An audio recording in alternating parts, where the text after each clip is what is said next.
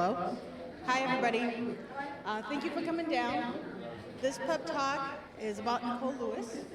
It's sponsored by the Entrepreneurs Club at Eastern Oregon University, also sponsored by Side A for letting us host here. And again, thank you for coming down. Nicole is a local gal, loves music, and her favorite music is country music. She started out here in LeGrand and went up to Spokane and competed and ended up in Nashville, where she's now really famous. Or she's working up there. So I feel really honored, really blessed for getting the opportunity to present Nicole. Thank you for being here and talking to us about your journey and the ups and downs of all of it. And I leave it to you. Thank you. Check. So this is Nikki, everybody. Good name choice. Nikki, is your full name Nicole? Okay, Nikki. Nice. Cool. Well, thank you, EOU, so much for having me. This is really, really a pleasure and an honor, and I just can't say it enough about this community, that it's such a family and it's so supportive. Thank you guys for coming here tonight. Just a little aside, it's my mom's birthday tonight, so happy birthday, Mom.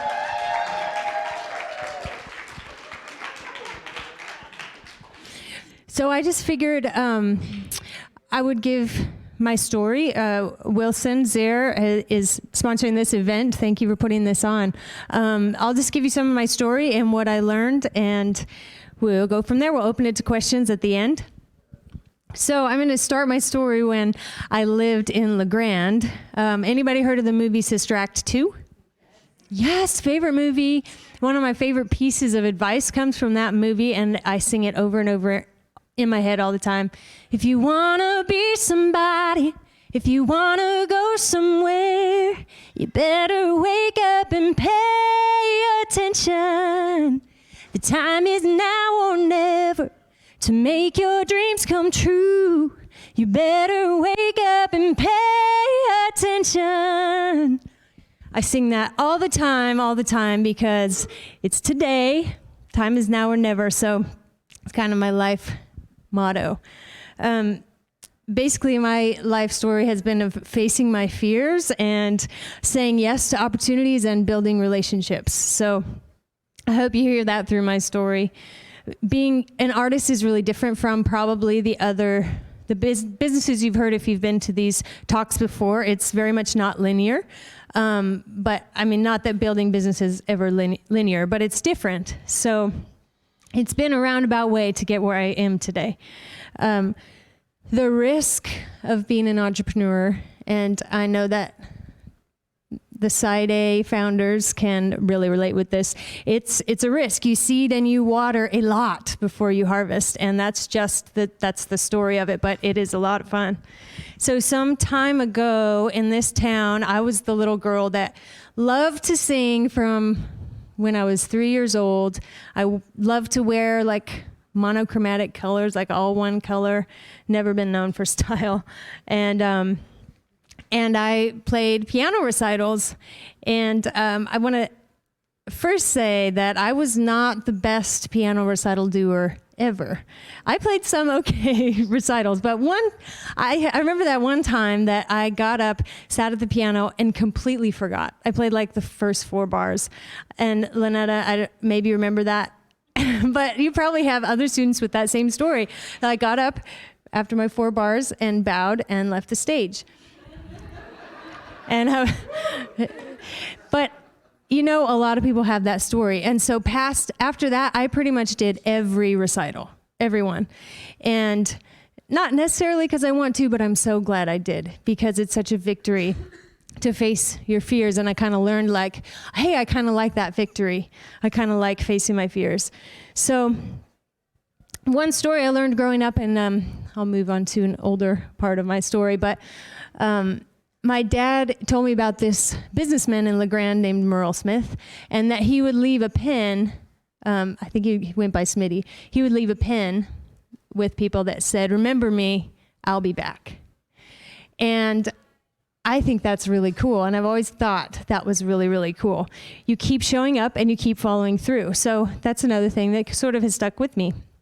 So I had so much fortune to work with so many music teachers here in La Grande, including Lynetta Paul. She taught me piano for 9 years, a very long time. Jeanette Rampton and Mr. Van Sickle at the middle school, and Mr. Frazier and Peter Wartleman and Liz Cooper and Jamie and Sam Jacobson.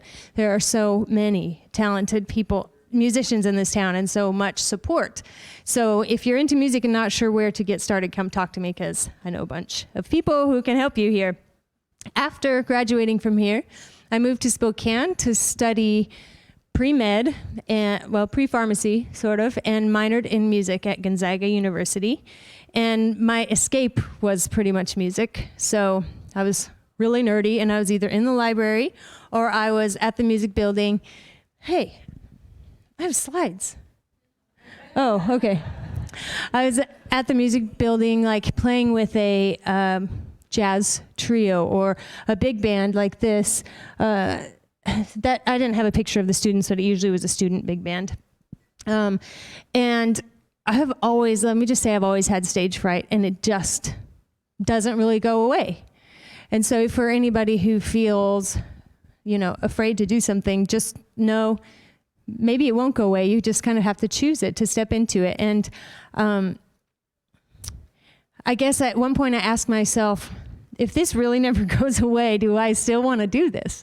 And the answer is, yeah, I do. I love performing. I love people. I love communicating through music.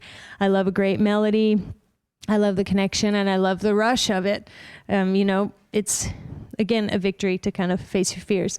So I sang with jazz groups, and I sang with an a cappella group called the Big Bing Theory, and was the first to have a vocal jazz minor at Gonzaga.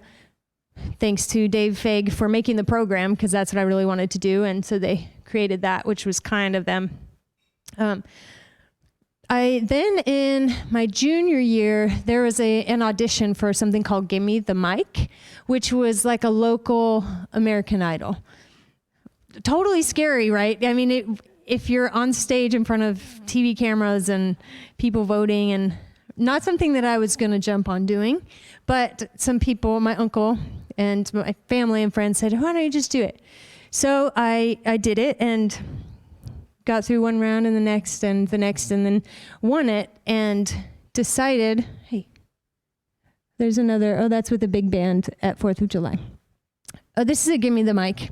So after this event, I decided, I should take some time off and do music, because some opportunities were opening the door for me. For instance, I was down in the practice room at Gonzaga singing Fever and practicing it, and someone knocks on the practice room door, which I think really probably shouldn't do, but he knocked on the door and said, what are you singing? It was our drumming professor, and he said, what are you singing for? And I told him, and he introduced himself, and later got in touch with me and asked, hey, would you like to start a band? Would you like to be in a band with this drumming teacher? I think he was like 35 at the time, and the new jazz director, and basically a group of faculty that I really looked up to. And I was like, yes, I want to do that. I don't know if I can hang, and it's really intimidating, but of course, I just try to say yes, because if I'm taking a year off, especially, I just need to say yes to all the opportunities and see what is going to come of that. So we had our first show. Oh, there's the band. That was a couple years after. So the two on the left are the ones that started the band, or that knocked on the practice room door. So this was our first show at Ella's Supper Club. So this is my original band. And I remember before going on stage, I had a notebook of just words. And Dan, the drummer, looked at me and he goes, are those just words for speaking? Like, you have no notes on the songs or lyrics or anything? And I was like, no, I'm a singer, not a speaker. I'm not. So there was the speaking between songs that was freaky for me. He made fun of me for that, but Anyway, I got up there and did it anyway. You have to be prepared even if you're intimidated. So I finished school and took time off to build 2 music businesses. One was a performance business with this band. And then one was a music studio where I never thought I wanted to be a teacher because I didn't know what to do with kids. But when someone asked me if I could teach their kids singing or piano or guitar, I just said yes because I guess they believed I could, so maybe I could try. And it worked out really well. I loved it, and it fit a niche that really was needed in town. And so I did that alongside of the performance just to be able to afford recordings and the time off. So I actually would teach lessons. These are group lessons, Lynetta, Halloween. Yeah. Group lessons are rough. I had to manipulate with candy, but I learned. So, come on. Oh, okay. This is the band at one of our shows in Spokane. We used to play for a lot of celebrity parties, like Wayne Gretzky and the Foster family and Foster Farms family. Tons of parties and stuff, which was really, really fun. And I kind of realized that what I really wanted to do was write my own songs so we could also sing my songs in the set. So I started to do that, and I was terrible. My first song was so bad. And I took it to a competition called the Texaco Country Showdown at the time, and sang.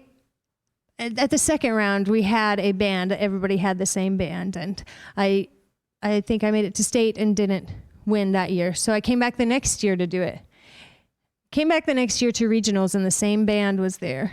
And I had different songs, but I came up to them and said, they said, "How are you?" And I said, "Good, how are you?" And they go, "I'm doing fine," which was my song. It was terrible. And they all break out laughing because they know I'm not going to have my feelings hurt about it. So basically I got made fun of for the first song I'd written, which is fine. I was proud of it, and it was a stamp in time. And it was fine, and I'm friends with them now in a big way. They still write that in my emails, like, okay, the joke's over. So still in Spokane, I went to a Phil Vassar concert one day and said, here was that band that made fun of me. That was the first year, and then that was the second year. That year the song was better. I won that round, so that was good. I grew over the year, persistence. So anyway, I went to a concert in Spokane, and I thought, I want to know what it would take to get to Nashville. I'm going to go up and talk to anybody who's on that stage at the end. So everybody cleared out, and the fiddle player's still up there getting his fiddle off the stage. And so I kind of yelled up at him, and I'm like, "Can I talk to you for a second?" And he came down, and I said, "Hey, how do I get from here to there? I'm at a loss. I don't know. I don't want to just move down there and have no idea where to start." And he said, "Send me your stuff and let me listen to it, and maybe I can get you connected." So I did that, sent him my music, and he called me up and said, "Okay, I can put together a band and a producer for you. Why don't you come down here and record those?" It was a really fun thing to do and a great first step. And without a mentor to learn along the way by mistakes, I think is fine. My friend Megan came with me on that trip, and we recorded 6 songs, did put together a contract, thank goodness for it.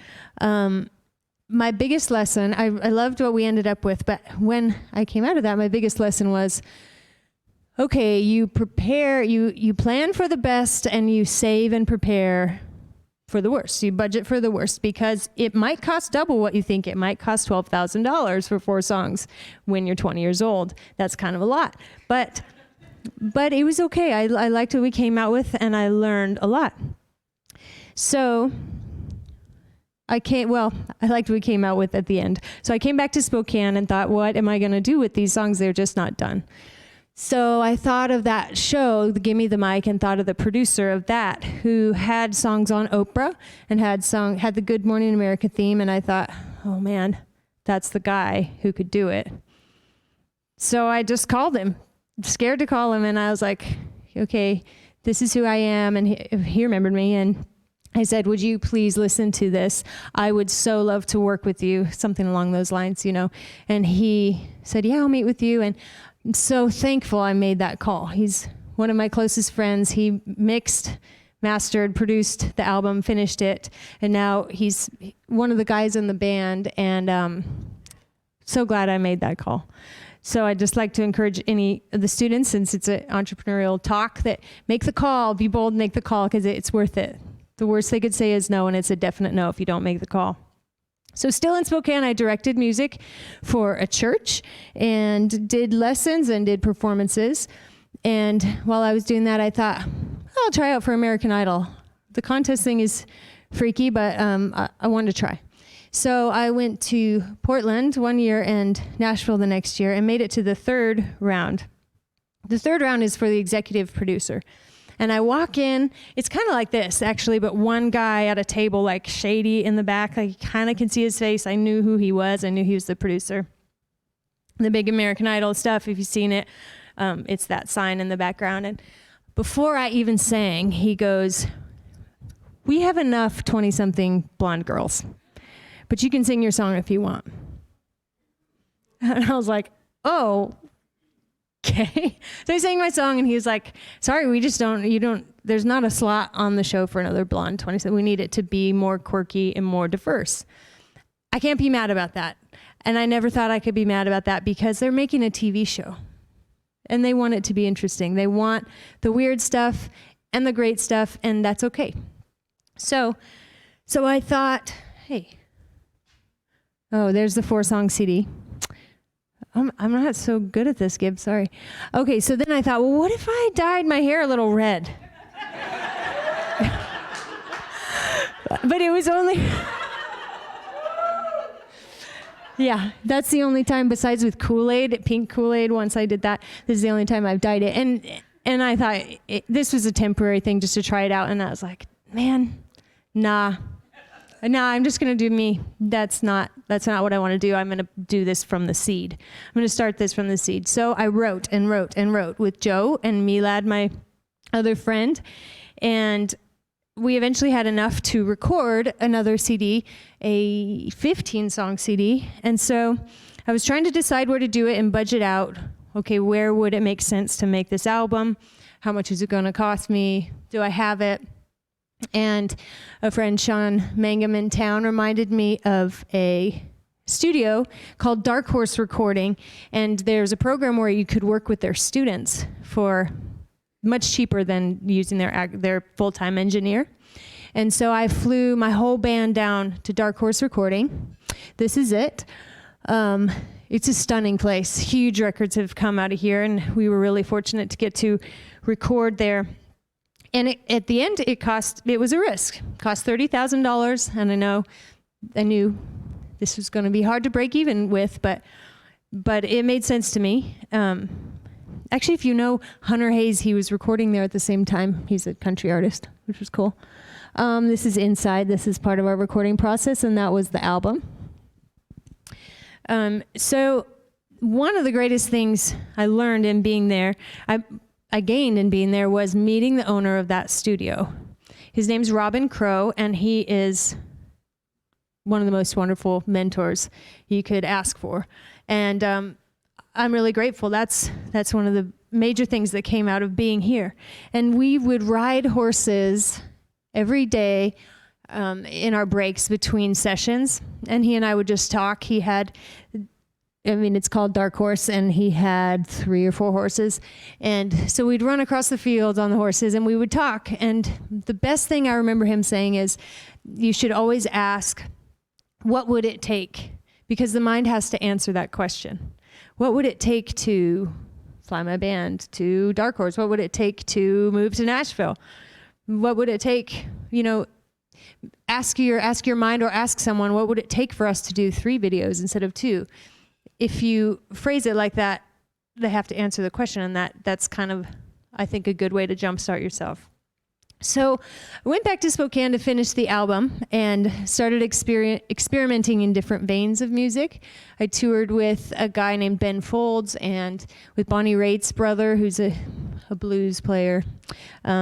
Loved that, and then had this idea because of some costume I saw on the internet, and I thought I should get that maybe I should work with Disney and produce a Frozen show. So if you've seen Frozen, or if you know of Frozen, it's that. And this right here, Olaf is sitting right here. Megan Shear.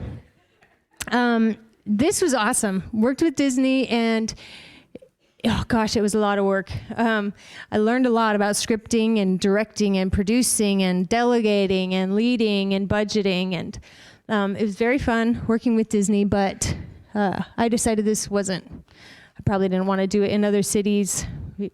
That's a different subject for another day, but really I still wanted to songwrite. So, and I wanted to songwrite and sing my own songs and pitch them to companies, and I knew that I really probably needed to go to Nashville. So luckily at one of my shows one day, a lady named Cheryl took interest in our band and wanted to kind of manage us, and sort of started the domino of, let me connect you to someone named Cherie in Nashville, who then connected me, told me to fly down there, and lined up a bunch of meetings for me. I won't go into the dominoes of that, but when someone takes interest and maybe this is someone I would like to be on my team, explore that. Really listen when people are interested in what you're doing. It's important to access your team and hang on to them. So I went down to Nashville, and my second publisher meeting. First one went pretty well. The second one was with a guy named Woody Bomar. He has had almost 2,000 major label recordings, 99 top 10 singles, and 46 number ones come out of his publishing house. He signed Dierks Bentley, Rascal Flatts, Blake Shelton, Taylor Swift, Eric Church, Miranda Lambert. So there's him and Taylor. That's not me, that's Tay. Yeah, I should have a picture with Woody, but I probably do. But so Nashville's notorious for Southern politeness, just polite flattery, really, which Woody is not known for. Woody is very blunt, and that's my favorite thing about him, because he's being honest. So I played my songs for him, I think 3 songs, and he goes, I like your voice. I don't hear a song here for me. I don't get it. I don't hear anything. And I was like, well, wait, what if I write more that I think you'll like? Can I meet with you again? Which kind of, it's very hard to get a meeting with a publisher. I was fortunate to meet those connections that got me this meeting. He's like, yeah, okay. So I wrote more, and I met with him a second time, and he was like, that's better. And I wrote more with more, like 40 songs. And then I took him what I thought were my best 3, and he goes, this is way better. You should move here, and I will connect you with writers and publishers. So that was huge for me. Oh, also, one of the first things he said, I think I was 27, and he's like, also, you're not 18. It was the Taylor Swift time, like we're looking for teenagers, and that's okay. But that can't get me down. Like, there's 7 billion people on this planet. There's definitely enough people to like any age of singer. So that was fine. And I said that to him, and he's like, okay. So I feel like the Merle story comes back, like, remember me, I will be back. And I came back, and it paid off in that. So I could see that it was the next step to be present. I had the mentors, and I had a place I could live, and I had a savings. So I stopped the teaching. I was at like 70 students a week almost at that point, and was able to kind of subcontract some of those for a little bit, but mostly wrapped it all up and got in the car and moved to Nashville. So it was a pivot, completely started over. There are 56,000 singer-songwriters in Nashville. So it's a move that, you don't plan on being the best, obviously, but you plan on working the hardest and being strategic and following up always. So because of the change of the music industry also into streaming, it's tougher than ever to even break even on the album. And I knew that. I saw it, and I saw the effects of it and felt it in Nashville. It's hard for the city. So we're having to adapt and get creative. Okay. So I had to see, like, how was I going to survive? I had to be creative. How am I going to make money here and be able to live here? And also, how are we going to fix this problem of not making money on music? Because it's sort of tearing apart the city, what it used to be. So as far as how would I make money, I've been aiming for writing for TV and film and companies that have license songs, and singing some shows mostly out of town, and then singing demos. But how do we fix this problem? Well, the week that I moved there, I met somebody who had just moved there the same day and was deciding to start a company called, well, it was called Diggity Dog Music at that point. And I said, Mike, maybe we need to think of another name. So Mike and David and I and a group of people started this company called Crowd Music, where we're going to pay fans to promote the music, and we're like the movie theater of music. For some reason, the music industry does not have that same model where you release some music or you release a movie to the theater for however many weeks. You release music to Crowd Music for however long we've agreed on exclusively so that people will buy it. And then you release it onto streaming like you would release a movie on Netflix or whatever else. So we are coming out with an app for that this year, and there will be a subscription thing where fans can make money, and it'll be really fun. So please watch for it. So this is me singing a demo. That's one way I make a living a few years ago, but I'd still sometimes do it.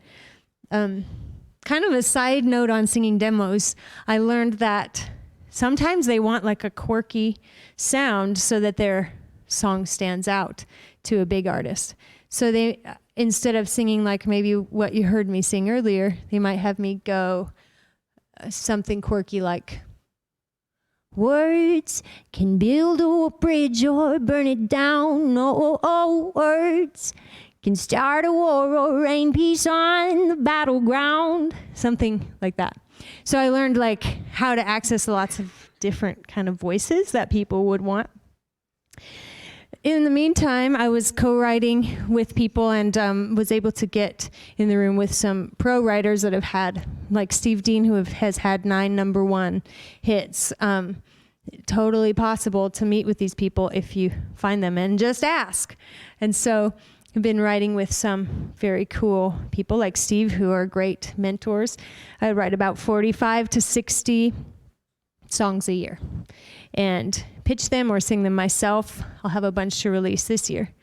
I guess the first year I moved there, I got a call from Robin Crow, the owner of Dark Horse Recording. I was telling you we rode horses, and he gave me that advice. What would it take?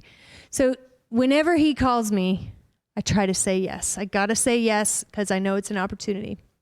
He called me and said, I want you to be at the studio tomorrow. There's a group here that's looking for a singer. Bring one of your songs, and I just want you to record it with them. Okay. I don't really know anything about the group, but Robin told me to come. So I came, dressed all artistic and ready to record the song. We recorded it, and they came back to me and said, hey, we'd like to work with you. And soon after, by the way, we're going to make a movie pilot. We'd like to use 4 of your songs. And also, we'd like to know if you act. No, I'm like, no, I don't act except Elsa in Frozen. But I said, I mean, I think I could. I'd love to try. I'd love to try out. And they were like, well, why don't we get you an acting coach? And I was like, yes, please. And in my mind, I'm like, how am I going to fit it in? So I had acting lessons at 10:30 at night. which was fine. It was just, I was having busy days, but it's super awesome to get to have acting lessons. And then auditioned, and they were like, yep, you can do it. Great. So I got to be in this movie pilot that was really, really fun. It was like full production and everything, and they're pitching it to Netflix and Amazon Prime and Hulu and everything this year. So we'll see what happens with that. Even if I'm not in it, my songs are in it, and that's the exciting thing. So I get another call from Robin one night after a day of writing and stuff, and he says, I want you to come to the studio tonight, be dressed up, here's who is going to be there, a guy named Mac. And so I did my homework while I'm driving, changed into my dress in the car, and I'm like tired, but okay, I'll go meet this guy. He's starting a company called Inspire Kindness, and they need songs for their products. So we had dinner, and I asked him, can I write some songs for your products? And he's like, we're probably going to go with a famous artist, probably going to go with a famous song. And I was like, I understand that, but can I try anyway until you find that song? And he was like, okay. So I wrote 4 songs and called Mac up and said, okay, I have 4 to play you. Can I meet with you? And I did. And he was like, I don't hear anything there. So I wrote 4 more, called him up. I don't hear anything there. So I wrote 3 more, and I came back, and he chose 2. And he decided to use my songs instead of something that was already famous.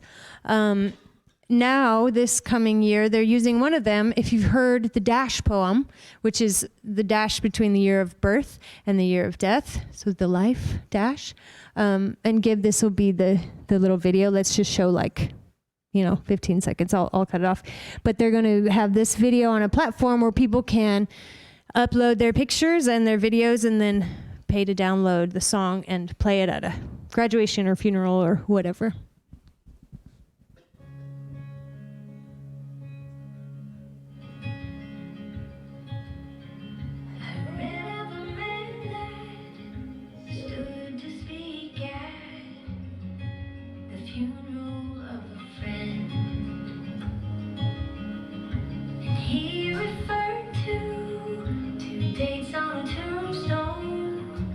From beginning to the end.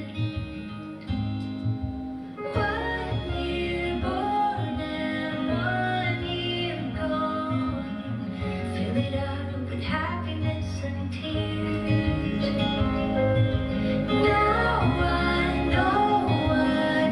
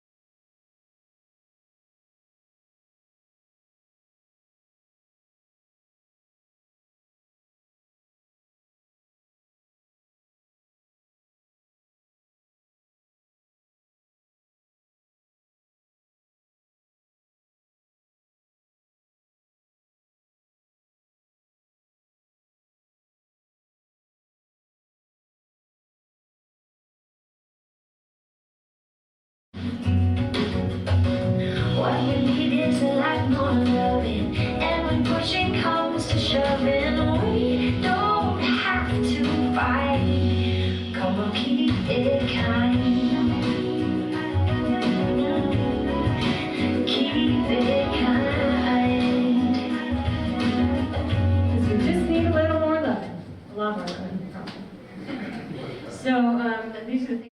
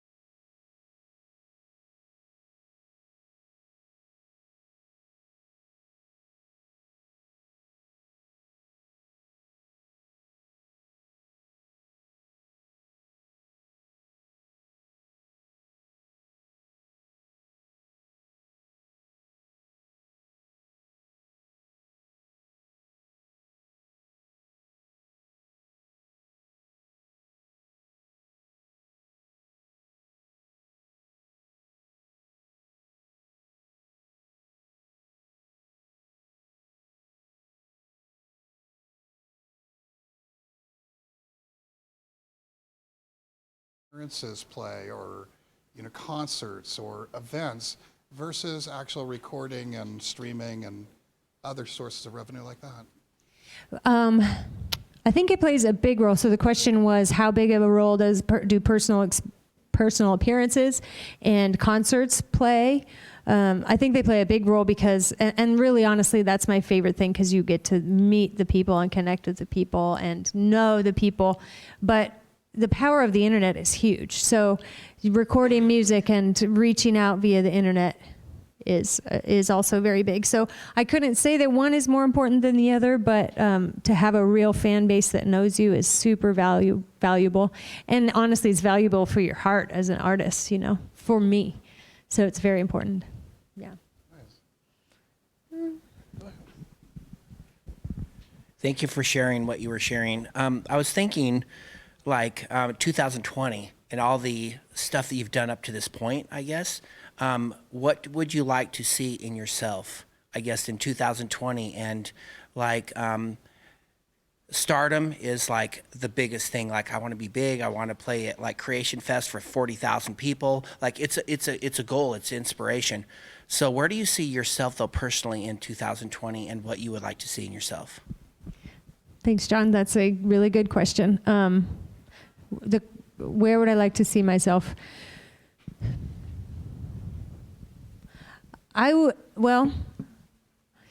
Personal growth. I would like to believe in myself and get rid of any bit of negativity and just believe. So I feel like I'm finally at a place where that is more possible.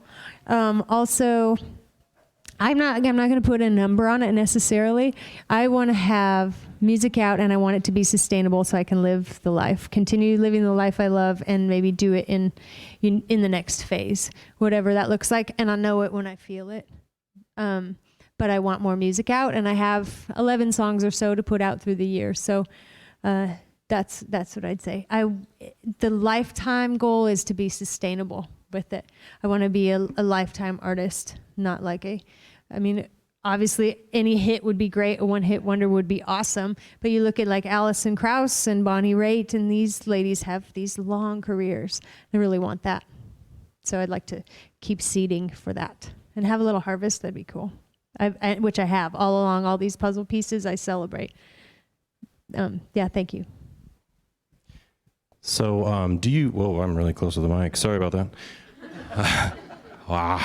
Okay. So are you focused mostly domestically, or are you thinking about overseas at all? I know a few country artists myself who are tapping into markets like in Australia and in Ireland and places like that, where country music's actually kind of a little more of a novelty or something, than we hear in the United States. Obviously in Nashville, it's everywhere, but in some of these other places, there's opportunities for careers as well. Yeah. The European market, so Kent Wells, the producer of Dolly, suggested that because he feels like there's a big opening there for me, which is wonderful. I wouldn't necessarily call my genre country, but I also feel like genres don't matter as much. Like on the adult contemporary channel, you're going to hear country from Maren Morris and Miranda Lambert maybe, and then Ed Sheeran and Sarah Bareilles and stuff like that. So yes, the overseas market would be awesome, and I just need mentorship for that, and maybe that's Kent, but that's a super point, and crowd music will be in those countries as well. Is your first name Nick?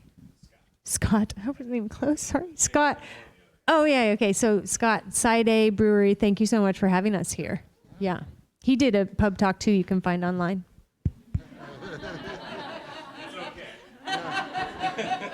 Yeah, if you don't hide your fair game. Yeah.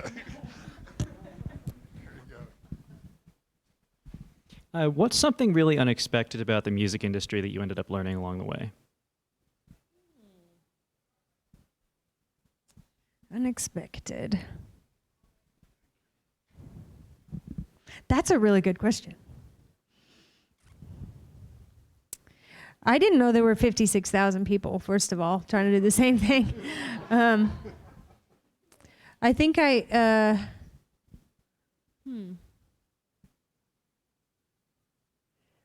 I guess I was pleased to see that the more people are themselves and just like unapologetically do what they do, the more success they have. That has been really unexpected and had made me really happy because you don't have to fit a mold. In fact, the more you fit a mold, the more you blend in. So that's been a nice, unexpected finding. Differentiate. Yeah.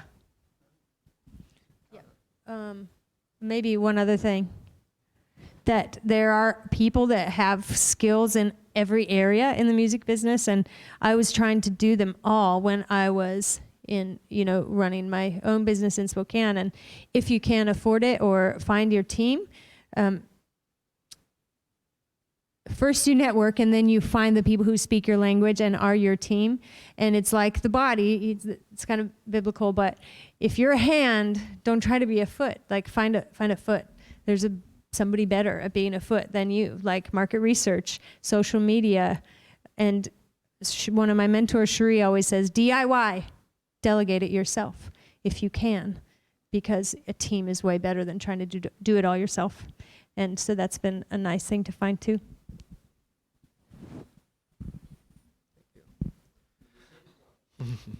So one question I have is, when you're pursuing your dream, it's never easy. There's sacrifices we make, and a huge part of what you did was moving so far away. So my question is, what was the hardest part of doing that, and how did you overcome that? I'd say two hardest parts. So I love my people, my friends and my family, and it's very far away. That's hard. But the second thing was finance. Like if you completely give something up and pivot and pave a new way for yourself, how are you going to afford that? And that can be tricky. I would want to encourage anybody who's starting out. Obviously, I'm raised by an accountant, so and a dietitian, so eat right and exercise. But if you can start a Roth and start a savings early, do that, because you guys are young and that will pay off. And I'm so thankful that I did that. Do that. That answer your question? Yeah. Just. Well, I have a group of students back here, and we've got a successful entrepreneur here, and this is your chance to ask her for some advice. What is it you would want to know?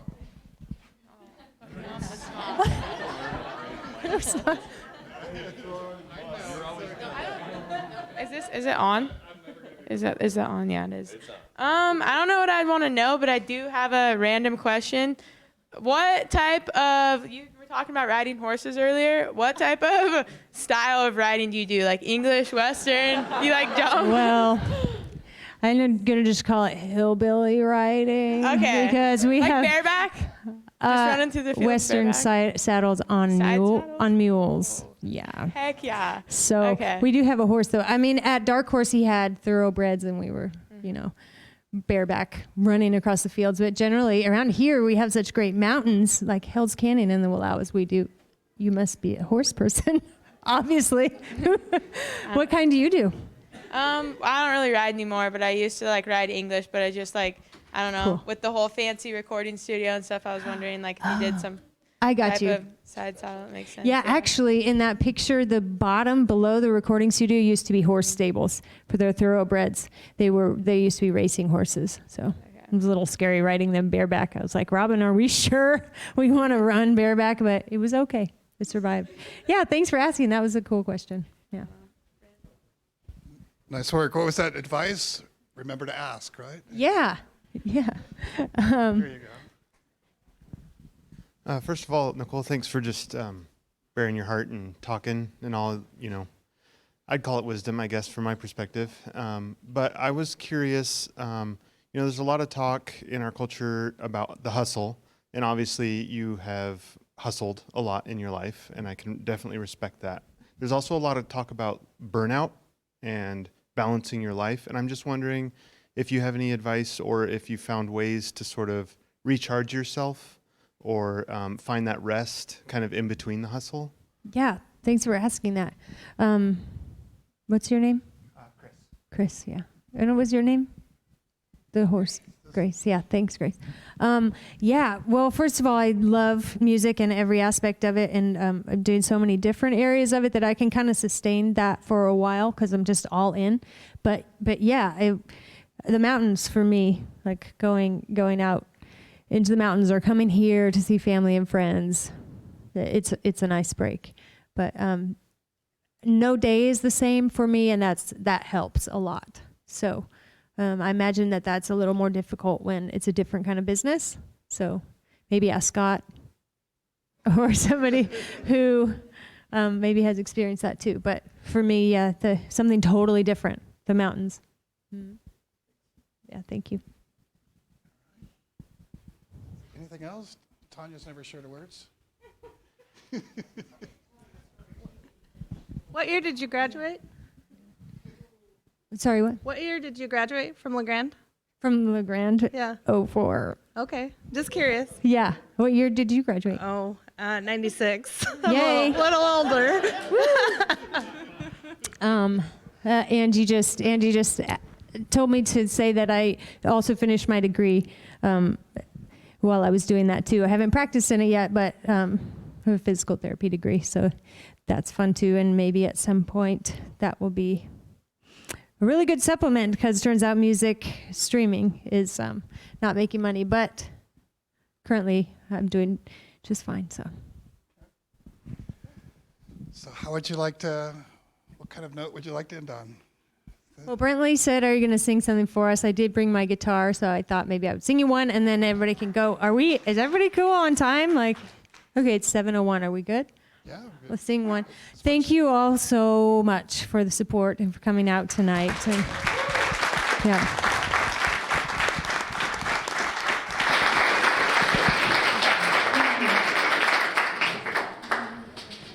And Wilson's group that did my project would say, you have to say social media. Look up my social media, Nicole Lewis Music. So please do, if you're not, and I'd love to follow you too. So this song that I'll play is one that for this movie pilot.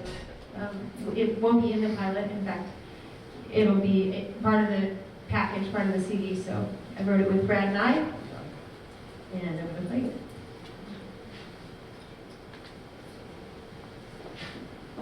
But not on a microphone, so I'll try to do it loud.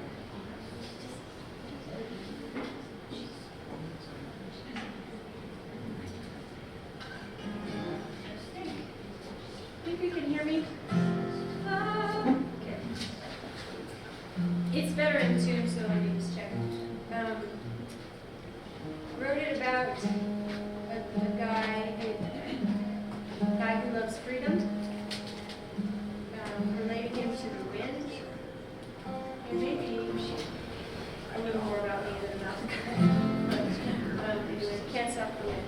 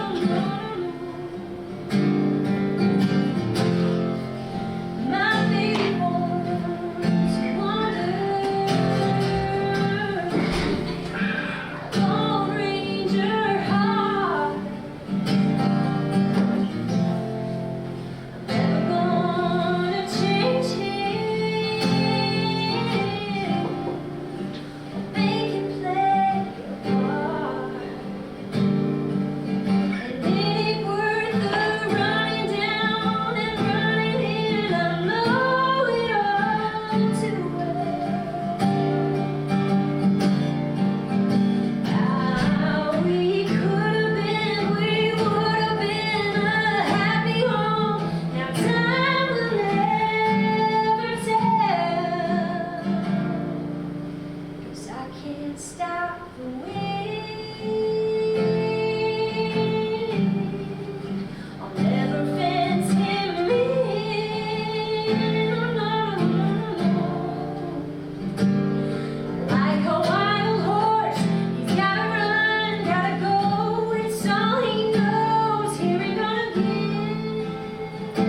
Oh, no, I can't stop the wind. I can't stop the wind. Oh, can't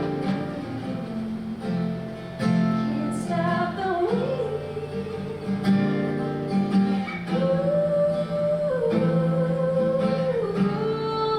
I can't stop the wind.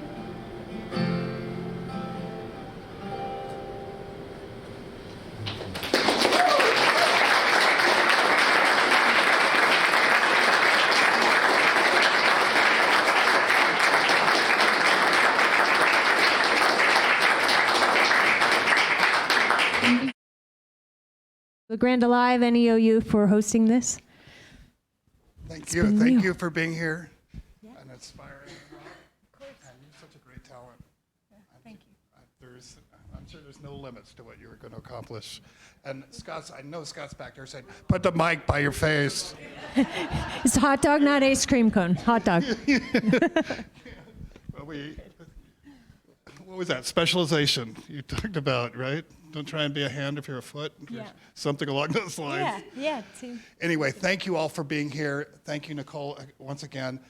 The email list is on the table. I would encourage you to sign up, get on the list, stay in touch, and thank you so much for coming out to support Nicole. Yeah, thank you. Thank you, everyone. Thank you.